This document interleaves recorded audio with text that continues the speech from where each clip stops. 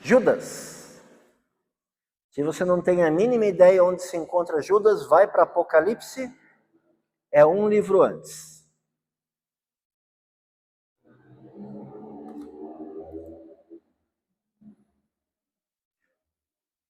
Nós vamos começar lendo os versículos 1 e 2, mas nós vamos essa noite passar o livro inteiro, tá? Eu até ia fazer uma brincadeira falando que hoje nós vamos estudar um livro inteiro, livro de Salmos.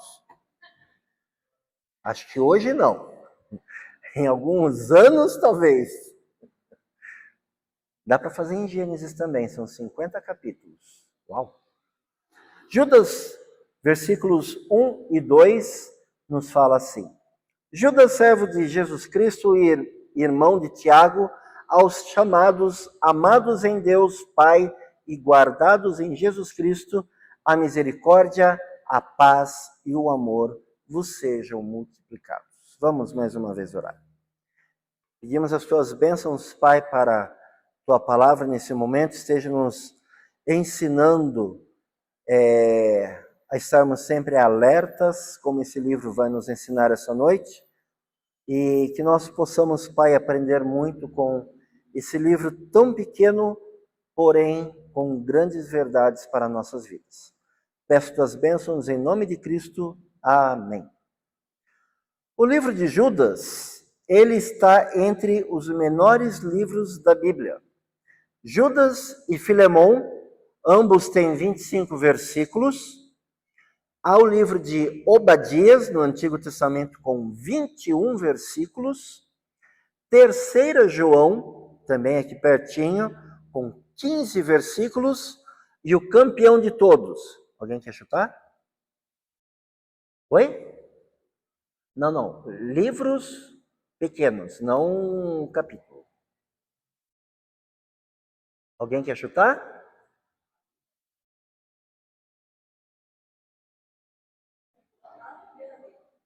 J? Não. Estou dando a dica aqui, ó. 2 João. 2 João com apenas 13 versículos. Então são livros realmente pequenos. O que ajuda a 2 e 3 João é que elas são juntas, então é mais fácil de encontrar. Mas eu sempre gostei de fazer espada ao ar e pedir para abrirem em Obadias. Gente, é horrível. A gente sempre se perde, tá? E eu tô dentro dessa turma que se perde, tá bom, gente? Não vou ficar de fora, não. Curiosidade sobre o livro de Judas. Nós temos aqui a terceira citação de Enoque, tá? Primeiro nós vemos Enoque no livro de Gênesis, capítulo 5, onde é mostrado que ele andou com Deus. Depois nós temos a segunda referência sobre Enoque em Hebreus, capítulo 11, onde ele é colocado como um dos grandes heróis da fé. E a terceira e última referência sobre Enoque está aqui em Judas, versículo 14, onde fala de uma profecia de Enoque.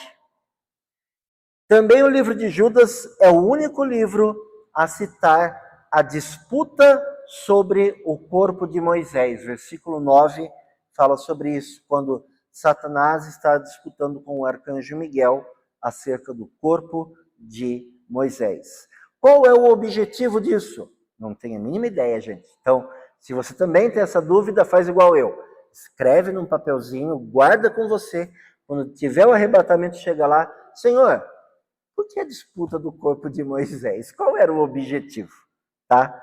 Não tenho a mínima ideia, gente. Aqui nós temos uma carta, uma epístola geral ou universal. Significa que ela foi escrita para todos os cristãos de todas as épocas, tá? Por exemplo, só para fazer um rápido contraste. Livro de Romanos, Paulo escreveu para quem, gente?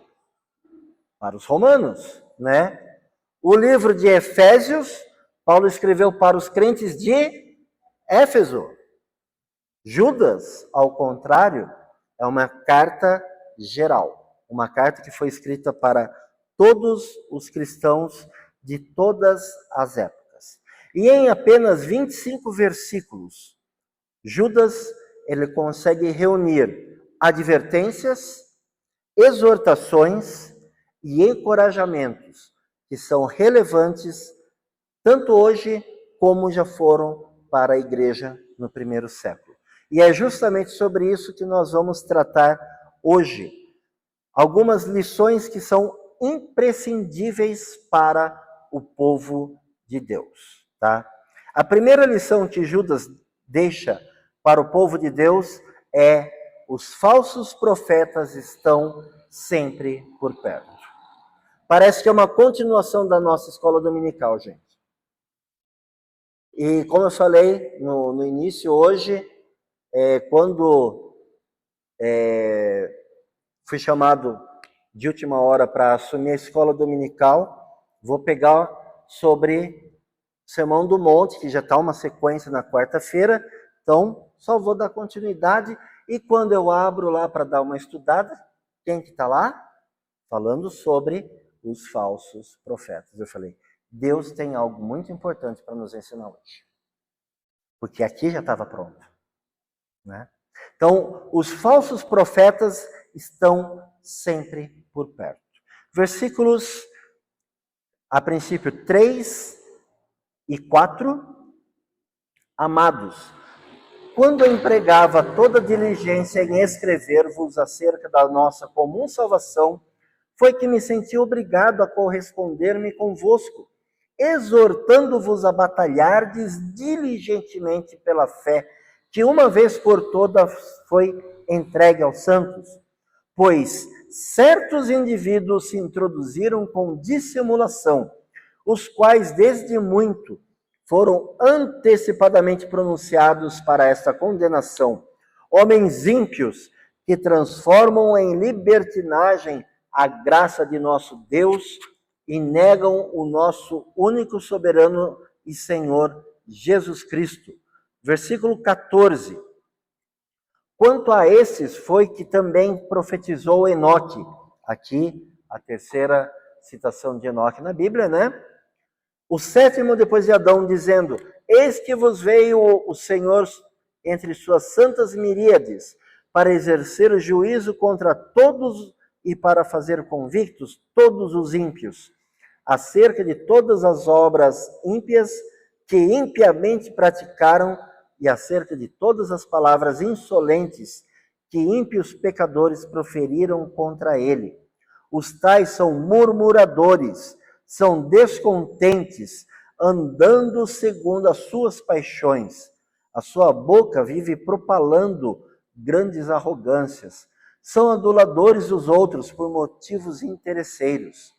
Vós, porém, amados, lembrai-vos das palavras anteriormente proferidas pelos apóstolos do nosso Senhor Jesus Cristo, os quais vos diziam: no último tempo haverá escarnecedores, andando segundo as suas ímpias paixões. São esses os que promovem divisões sensuais, que não têm o Espírito.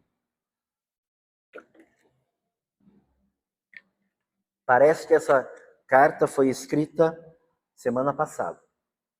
Ou a gente pode falar, né, Ana, ontem. Eu estava comentando na EBD sobre aquele vídeo daquele falso profeta herético que foi bem difícil. Aqui nós temos Judas pintando um retrato vívido daqueles que se infiltram na comunidade cristã, daqueles que entram na igreja, que chegam a participar, conforme o texto nos fala, das suas festas de amor. Essas festas de amor eram as agapais, também eram conhecidas na comunidade cristã do primeiro século como o tempo propício para celebrar a ceia do Senhor. Então, se nós voltamos para 1 Coríntios capítulo 11 e lermos todo o capítulo, nós vamos ver sobre essas festas de amor. Normalmente nós pegamos ali do versículo 23 até mais ou menos 31, que é onde fala especificamente sobre a ceia do Senhor. Mas, se você ler do versículo 1 ao versículo 22, você vai ver falando sobre essa festa que, a festa de amor, as agapais, tá? Eram, se podemos colocar assim, em termos dos nossos dias, eram junta-panela, tá? Onde a comunidade toda, comunidade cristã, se juntava, cada um trazendo suficiente para a sua família e um pouco mais para poderem se alimentar. E logo depois do alimento é que era feita a ceia do Senhor. Então era bem junto ali. Qual era o problema que Paulo enfrentou lá com as agapais? Haviam aqueles que se banqueteavam e haviam aquelas famílias que não tinham alimento. Ao invés de aqueles que tinham bastante ajudar os demais, havia ali divisões. Uma das características de 1 aos Coríntios. Haviam divisões. Não, isso aqui é meu, eu que vou comer essa comida, você come o seu. Não trouxe? Ema. Haviam as divisões ali. Haviam também problemas que, desde longa data, na realidade, os gnósticos estavam tentando destruir a igreja cristã. Nas agapais isso também aconteceu e aqui em Juda também estava acontecendo. Era exatamente nas agapais que os gnósticos estavam se infiltrando, provavelmente até mesmo se embebedando, e não somente isso, estavam partindo para atitudes que eram comuns em festas incrédulas. Após se embebedarem, sexo ilícito. Então, com esses gnósticos entrando aqui na festa de amor dos cristãos daquela época, eles estavam trazendo vergonha ao Evangelho. Versículos 12 e 13 do nosso capítulo, do nosso livro, dá para falar até assim. Versículos 12 e 13 do nosso livro fala assim: esses homens, falando desses gnósticos, são como rochas submersas em vossas festas de fraternidade, banqueteando-se juntos sem qualquer recato, pastores que a si mesmos se apacentam, nuvens sem água impelidas pelos ventos, árvores em plena estação dos frutos, desses desprovidas, duplamente mortas, desarraigadas, ondas bravias do mar que espumam as suas próprias sujidades, estrelas errantes para as quais tem sido guardada a negridão das trevas para sempre. Observem aqui comigo que Judas, ele não mede palavras para falar dessas pessoas. Ele usa palavras fortes. Ele usa palavras realmente como se ele estivesse com o cajado e batendo neles. Lembra, falamos na EBD? Qual é um dos objetivos do cajado? O primeiro é salvar as ovelhas. O segundo é o quê? Proteger as ovelhas. E aqui nós podemos ver Judas com essa atitude, como se ele estivesse com um cajado protegendo as ovelhas do rebanho de Deus contra esses lobos que estavam se infiltrando. Observe aqui as palavras. Eles são como rochas submersas. O que uma rocha submersa causa para um barco, gente? Vamos lá.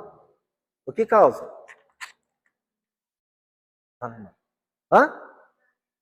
Um naufrágio, uma catástrofe. Porque o barco não vai ver aquelas rochas, vai bater e vai virar um Titanic na vida. né? Vai afundar. Outra parte ali, pastores que assim mesmo se apacentam. Por quê? Porque não tem ovelhas para si. Aquelas pessoas que estão fazendo de si mesmos pastores, porque eles não têm seguidores. Nuvens sem água, impelidas pelo vento. O que Judas quer dizer com isso? Nuvem sem água significa que não é uma nuvem de chuva. Para onde ela vai? Para qualquer lugar. Para onde o vento levar. Né? Árvores em plena estação dos frutos, desses desprovidas. Imagine que você tem uma mangueira, tá? Você tem uma chácara, na sua chácara tem uma mangueira. E na época das mangas, quando que é, né? Em dezembro, você olha para chácaras vizinhas, as mangueiras dos vizinhos estão, os galhos estão assim, ó, caindo de tanta manga que tem. E você olha a sua, sem fruto. Qual é a validade de uma árvore dessa? Nenhuma. E é assim que Judas está descrevendo essas pessoas. E é interessante que ele coloca esse tipo de árvore, né, esse tipo de pessoa, é duplamente morto. Estão desarraigadas. Ondas bravias do mar. Para que serve uma onda brava no mar? Para derrubar quem for lá, né? E para trazer sujeira. Só isso. Então, observando a forma como Judas descreve essas pessoas, nós podemos ver que são pessoas altamente nocivas ao meio cristão. Essas pessoas, à primeira vista, podem até parecer inofensivos, tá? Mas no final, você começa a observar a sua influência, você vai ver que ela é uma pessoa destrutiva. Os falsos mestres, eles rejeitam a autoridade, eles distorcem a graça de Deus, eles transformam a graça de Deus em uma licença para pecar. E eles acabam minando a fé dos cristãos desavisados. Versículo 8 fala assim: ora, esses da mesma sorte, quais sonhadores alucinados, não só contaminam a carne, como também rejeitam o governo e difamam autoridades superiores. Por que Paulo teve que escrever o livro de Romanos? Para alertar os crentes de Roma. Uma das coisas que ele teve que falar lá, e ele falou várias vezes, na realidade, sobre esse mesmo assunto. Salvação é por Cristo, pela graça de Deus, e não pelas obras. Paulo fala isso no capítulo 3, pelo menos 2 vezes, né? Fala isso no capítulo 6, e ele vai falando. Capítulo 5. Por quê? Porque é justamente isso que esses falsos mestres querem ensinar. Olha, a salvação não é pela fé, gente. Né? Como eu citei na IBD, esse falso profeta aí. Vou tentar descobrir quem é ele, gente. Cristo, vocês achavam que era Cristo? Coitados. Sou eu. Gente, é uma atitude totalmente herética. Quando ele fala que ele é o pastor e ele vai deixar apenas as ovelhas que ele quer entrar no céu. Gente, ele está se colocando no lugar de Cristo. E aí, lendo os comentários, eu vi que tem outra pessoa, não citaram o nome, vou procurar também, que esse herético, ele tem a audácia de falar que ele é a 4ª pessoa da Trindade. Aqui tem alguns erros de português, geometria plana, né? Trindade são 3 lados, como ele pode ser a 4ª pessoa? Não encaixa. Mas não é isso que eu estou querendo entrar. Vocês estão entendendo a que ponto as heresias estão chegando? Gente, essas heresias começaram lá com Satanás. Satanás quis se colocar em pé de igualdade a Deus. E nós sabemos o que aconteceu com ele. E essas pessoas, esses falsos mestres, estão fazendo a mesma coisa. Eles começam se apresentando como líderes espirituais, só que no decorrer, eles podem até começar com algo correto, tudo bonitinho, mas no decorrer, eles começam a colocar as suas ideias, as suas heresias, as suas mentiras, para enganar as pessoas. Então, todos nós devemos estar sempre atentos para não sermos pegos nessas sutilezas. Porque no final dos tempos, Cristo falou, vamos abrir lá, Mateus 24, Jorginho, por favor. É importantíssimo esse versículo. Porque surgirão o quê? Falsos cristos e falsos profetas, operando grandes sinais. Lembra, gente, que falamos? Não se iluda com sinais. Tem que avaliar até mesmo da onde estão vindo esses sinais. De onde estão vindo esses sinais? Operando grandes sinais e prodígios para enganar o quê? Se possível, os próprios eleitos. Os escolhidos de Deus, os salvos, até esses precisam tomar cuidado. Gente, a minha pergunta é, com tantas coisas assim acontecendo, e não só nessa parte de falsos profetas aparecendo, quando nós começamos a olhar o que está acontecendo no planeta Terra, de uma forma geral, e de uma forma tão acelerada, tudo está, parece que virando, está tudo indo ao contrário. Nós que nunca tivemos problemas com tornados, etc. e tal, terremotos, estamos tendo. Países que só pegavam temperaturas brandas para frias, estão morrendo de calor. Tudo está virando. Quer ter um pouco mais de ideia sobre isso? Fala com o especialista. Fala com o irmão Reginaldo, eu já conversei bastante com ele sobre isso. Tem base, né, geológica sobre isso. O que está acontecendo? Eu dou uma base bíblica. É a terra gemendo. A terra já está chegando no seu limite. Não está mais aguentando. Sabe o que é isso, irmãos?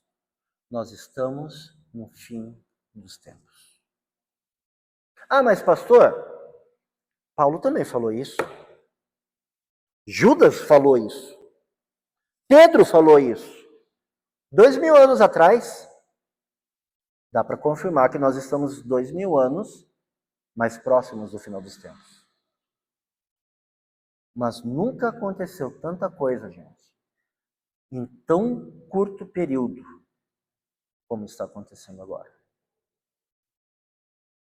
Eu creio, isso é uma opinião minha, não tenho base bíblica, já deixando bem claro, tá? Mas eu creio que essa geração será arrebatada.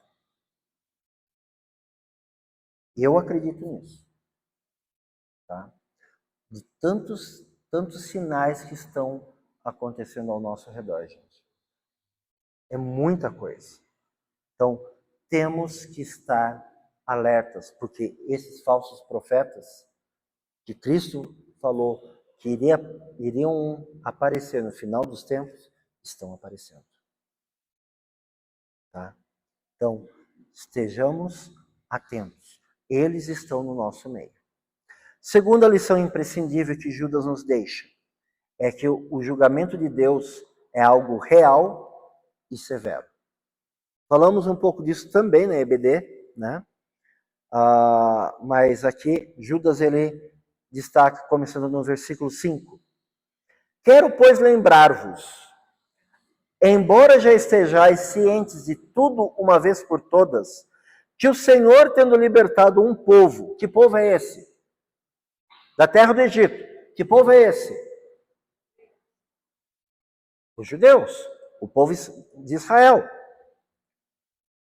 Destruiu depois os que não creram.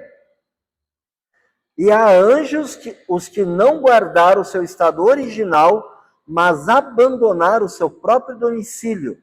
Ele tem guardado sob trevas, em algemas eternas, para o juízo do grande dia. Como Sodoma e Gomorra, e as cidades circunvizinhas, que havendo-se entregado à prostituição como aqueles, seguindo após outra carne, são postas para exemplo do fogo eterno, sofrendo punição. Ai deles, versículo 11, ai deles, porque prosseguiram pelo caminho de Caim, e movidos de ganância, se precipitaram no erro de Balaão, e pereceram na revolta de Corá, ou dependendo da sua versão, Coré. Todas essas referências, a rebelião no deserto, os anjos caídos, Sodoma e Gomorra, pecado de Caim, o erro de Balaão e a rebelião de Corá, revelam um padrão. Um padrão consistente de orgulho. Pessoas com um desejo desenfreado e uma desobediência que levaram todos a um único caminho, a ruína. Não é apenas algo histórico, gente. É algo prático. Todos esses casos aqui que Judas citou têm a mesma constância. Todos eles partiram para esse orgulho. E o orgulho tem consequências gigantescas. Provérbios 16, 5 fala assim. Deixa a Jorginho abrir lá. Abominável. Veja a palavra, gente. Abominável é ao Senhor todo arrogante de coração. É evidente que não ficará impune. Não vai passar a mão na cabeça não, gente. É alguém abominável. Essas pessoas que ficam querendo se mostrar, olha, eu sou, né? Tem um tal aí na internet agora que o povo fala que quando Jesus andou sobre o mar, ele estava lá com a mão embaixo de Jesus. De tão arrogante que ele é. Esse eu não vou citar nome porque esse pode me dar um processo, tá? Mas ele é o cara, né? Quando caiu maná do céu, era ele que estava lá distribuindo, sabe? Porque ele é uma pessoa extremamente arrogante, gente. Qual é a atitude, qual é o sentimento de Deus para com uma pessoa como essa? Deus olha para ele e fala, é abominável para mim. É abominável. Ainda em Provérbios 16, versículos 18 e 19. A soberba precede a ruína, e a altivez de espírito, a queda. Melhor é ser humilde de espírito com os humildes, do que repartir o despojo com os soberbos. Não precisa falar mais, né? A soberba precede a ruína. Então, quando nós olhamos todas essas atitudes desses falsos mestres aqui, esses falsos profetas, são atitudes realmente arrogantes. E qual que vai ser o resultado deles? A ruína. Vai chegar a ruína.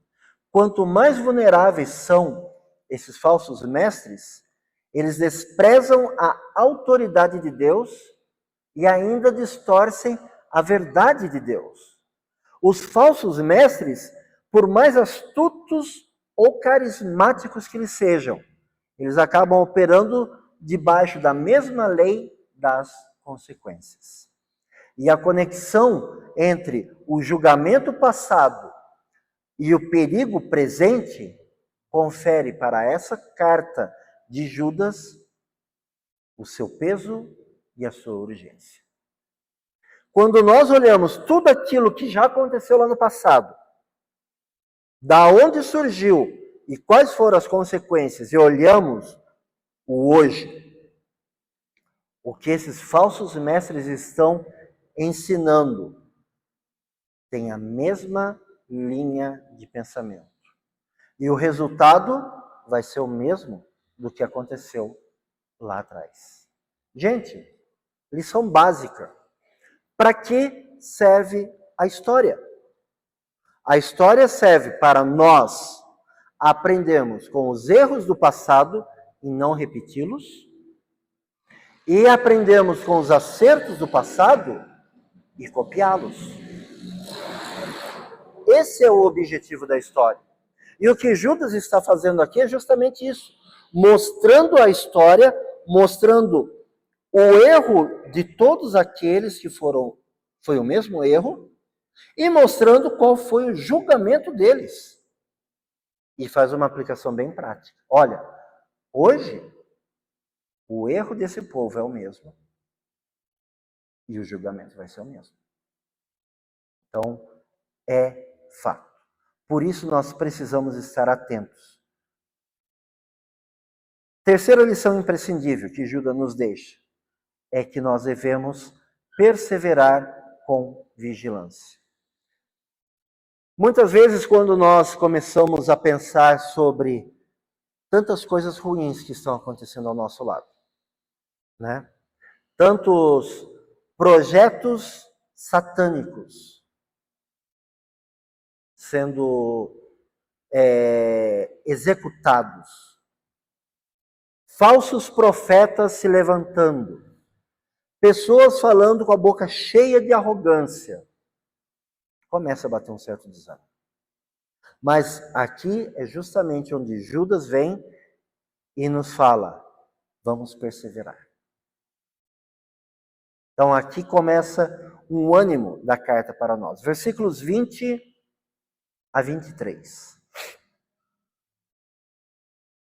Vós, porém, amados, edificando-vos na vossa fé santíssima, orando no Espírito Santo, guardai-vos no amor de Deus, esperando a misericórdia de nosso Senhor Jesus Cristo, para a vida eterna. E compadecei-vos de alguns que estão na dúvida, salvai-os, arrebatando-os do fogo. Quanto a outros, sede também compassivos em temor, detestando até a roupa contaminada pela carne. Logo depois, então, dessas exortações que Judas nos passa, ele nos mostra a como permanecermos firmes em Cristo em meio ao engano da apostasia. E como eu falei também na EBD, ia entrar um pouco mais sobre o que é a apostasia. O termo original no grego dá a ideia literalmente de afastar-se de algo. Aponta para o abandono deliberado da crença na fé cristã. Num sentido menos amplo, a palavra é usada para indicar pessoas que deslizam para o descuido e o abandono no tocante da sua fé religiosa. Embora, teoricamente falando, continuem crendo em algumas das suas doutrinas. Esse trecho foi retirado da Enciclopédia de Filosofia, Teologia e Bíblia de Champlin, tá? Para explicar justamente o que é essa apostasia. Tá? Então, alguém que ainda acredita em alguns pontos da doutrina cristã, porém os principais ela deixou de lado. Ela, como é o significado da palavra grega, ela se afastou da base principal do cristianismo. Tá? Então, nós somos exortados aqui para permanecermos firmes em Cristo no meio dessas pessoas. Como? O versículo 20 fala, edificando-nos na fé. Para nós crescermos na fé, nós temos que investir tempo estudando a palavra de Deus, gente.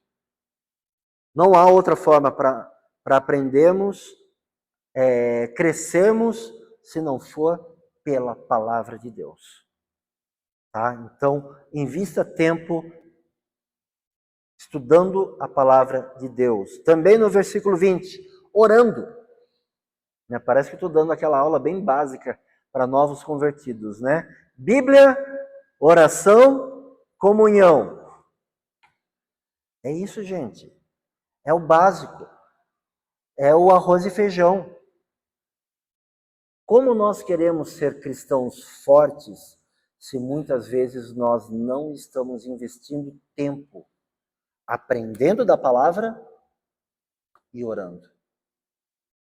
Eu sei que muitas vezes alguns irmãos não conseguem vir ao tempo de oração de quarta-feira em nossa igreja, tá? Mas é o que eu sempre falo. Eu entendo, tá? Sei que às vezes o trabalho não permite, não dá, não bate o horário. Eu entendo, gente. Mas não percam a atitude de oração. Continuem orando, seja no carro, no ônibus, no próprio trabalho. Ore. Invista tempo em oração.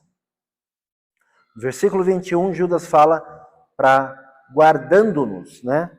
Para nos guardarmos, né? No amor de Deus. Isso também envolve a ideia da comunhão, gente. Tá? Não somente isso, mas também envolve a ideia da comunhão. Conhecendo-nos melhor uns aos outros. É gostoso nós conhecermos mais os outros, né? Sabemos o que um gosta, o que um não gosta, que alguns têm bom gosto e são palmeirenses, outros têm mau gosto e são corintianos, né? Aí, pessoal. E tem aqueles que estão ali no meio termo, não sabe o que é, então se torna São Paulino. Estou brincando, gente. Eu gosto de conhecer por causa disso, brincar uns com os outros, né? O Wellington estava me ajudando ontem lá na churrasqueira e conversamos muitas coisas sérias. Mas também quando a gente entrou na bagunça, a gente entrou na bagunça. Por quê? Porque é isso. É bom a gente dar risada, né? É gostoso a gente dar risada. Precisamos fazer isso, né? Versículo 21 mostra algo muito importante também, gente. Esperando a misericórdia de nosso Senhor Jesus Cristo para a vida eterna. O que é isso? O que é esperar a misericórdia de Jesus? Dona Ana já falou ali bem baixinho. O arrebatamento, gente.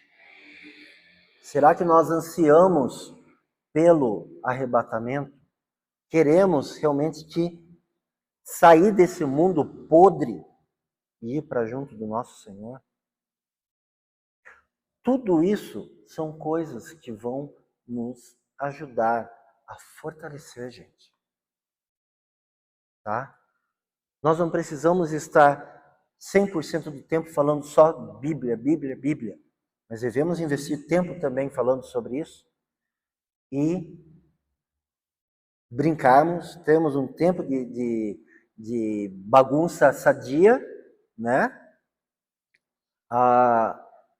E junto com isso, não perder a esperança que Cristo, a qualquer instante, vai vir para nos levar para casa. É isso que vai nos fortalecer. Não adianta a gente ficar pensando, talvez outro candidato entre na política. Talvez o Trump vai invadir o Brasil e libertar o povo brasileiro. Talvez o petróleo vai... Gente, esquece isso.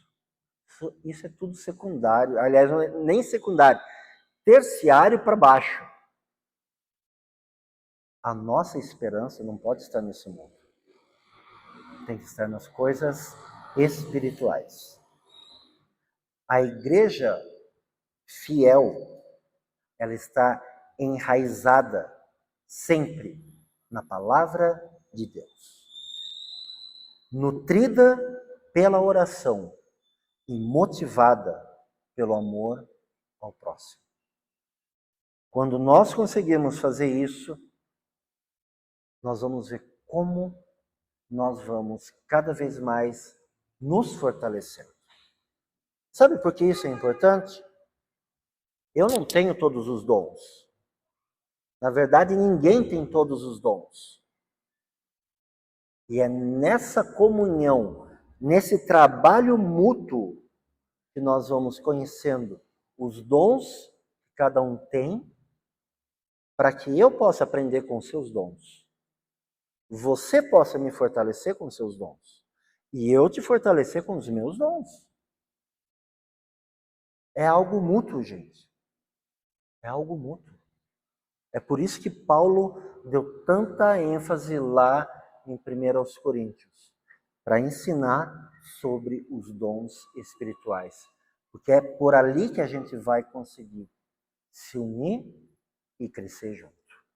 Esse tem que ser o nosso objetivo. Então, recapitulando, Judas nos ensina que os falsos profetas estão sempre por perto, o julgamento de Deus é real e severo, nós devemos perseverar com vigilância, e em último lugar, mas não menos importante, Judas nos ensina que Deus tem poder para preservar o seu povo. Deus tem poder para preservar o seu povo. Versículo 24. Eu gosto desse versículo, inclusive na nossa mocidade tinha um corinho que era baseado nesse versículo. Ora, aquele que é poderoso para vos guardar de tropeços e para vos apresentar com exultação, imaculados diante da sua glória. Gente, o que é que esse versículo nos ensina? Esse versículo nos ensina, na realidade ele nos assegura que Deus, ele é capaz, que Deus é todo poderoso para nos proteger. Deus tem todo o poder para proteger o seu povo. Vem comigo para Salmo 27. Alguém leia para mim, por favor, versículos 1 a 3. Salmo 27, 1 a 3.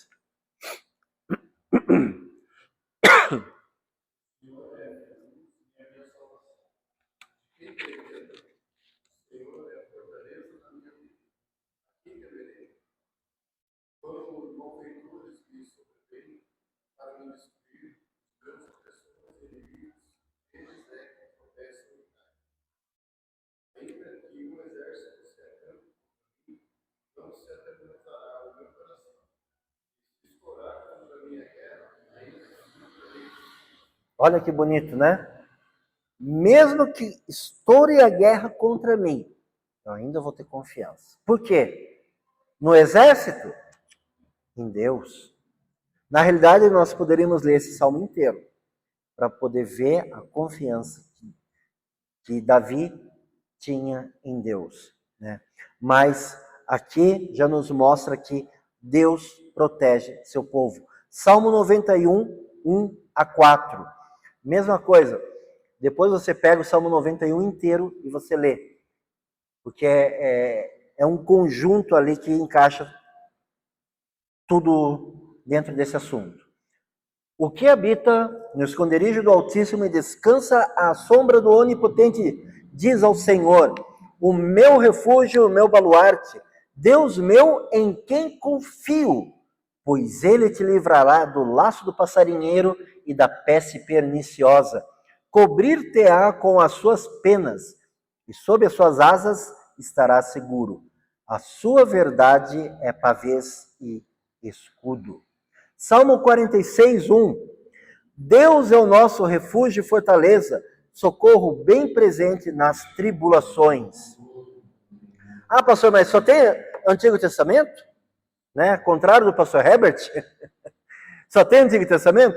2 Tessalonicenses 3, versículos 1 a 3. Finalmente, irmãos, orai por nós, para que a palavra do Senhor se propague e seja glorificada, como também está acontecendo entre vós, e para que sejamos livres dos homens perversos e maus, porque a fé não é de todos. Todavia, o Senhor é fiel. Ele vos confirmará e o quê? Guardará do maligno. Gente, Deus é todo poderoso para nos proteger, para nos guardar. Essa promessa não substitui o chamado que temos à vigilância. Ainda devemos continuar vigilantes, tá? Essa promessa nos encoraja a crer que tudo, até mesmo o fato de nós sermos vigilantes, vem de Deus. E que Ele nos conduzirá até aquele dia, como Paulo fala. Nossa salvação não é por aquilo que nós podemos fazer. É por aquilo que Cristo fez por nós. A nossa permanência na fé não é por nossas próprias forças. É pela força que Deus nos dá. A nossa proteção não é por aquilo que nós podemos fazer. Colocar cercas elétricas, câmeras, etc e tal, cachorro, uba. É por aquilo que Deus nos protege. Então, até mesmo essa nossa vigilância, nós devemos orar para que Deus nos ajude a sermos vigilantes, sempre atentos, para que se, ou talvez quando, esses falsos mestres aparecerem no nosso meio, nós estejamos preparados. Preparados para nos levantar e defender a fé que uma vez por todas foi entregue aos santos. Deus é fiel. E Ele vai continuar sendo. Sempre. E Ele vai continuar nos ajudando.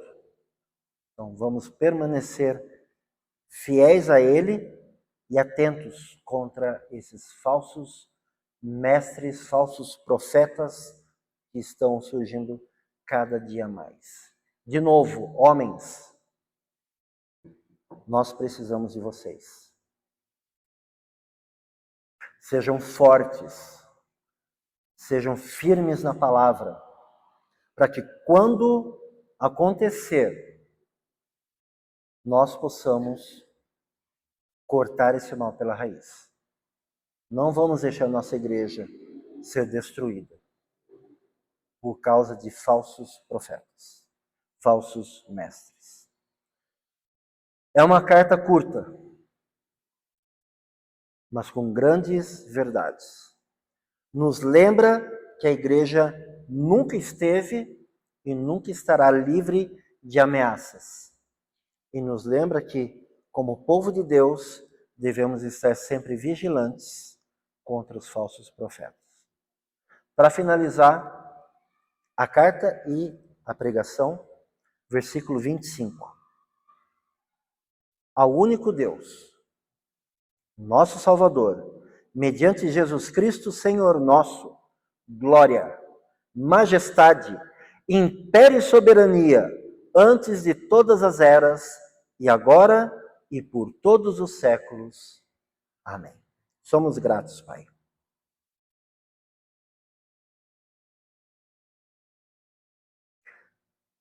Porque é o Senhor que nos protege.